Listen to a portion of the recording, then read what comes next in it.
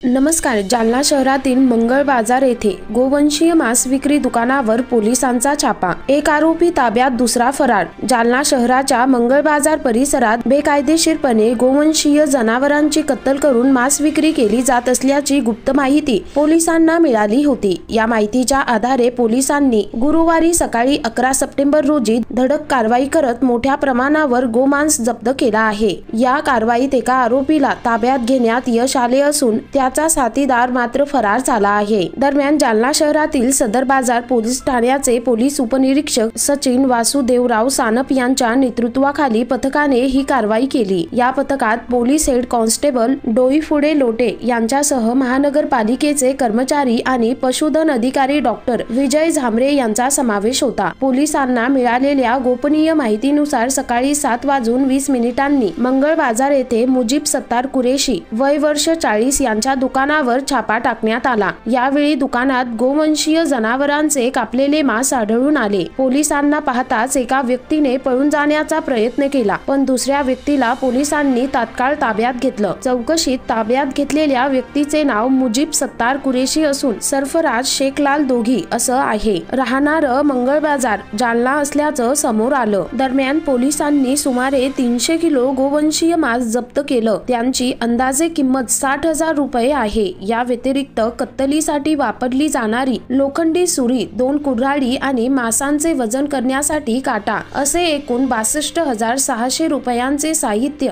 जप्त करण्यात आले आहे. पशुवैद्यकीय अधिकारी डॉक्टर विजय झांबरे यांनी घटनास्थळावरून मांसचे नमुने तपासणीसाठी घेतले आहेत, तर उर्वरित मांस महानगरपालिकेच्या वतीने डम्पिंग ग्राउंडवर नष्ट करण्यात आलं. या प्रकरणी आरोपी मुजीब सत्तार कुरेशी याला ताब्यात घेण्यात आलं असून फरार आरोपी सरफराज शेखलाल यांचा शोध सुरू आहे. दोघांविरुद्ध न्यायसंहिता 2023च्या कलमनुसार गुन्हा दाखल करण्यात आला आहे. पुढील तपास सदर बाजार पोलीस करत आहे.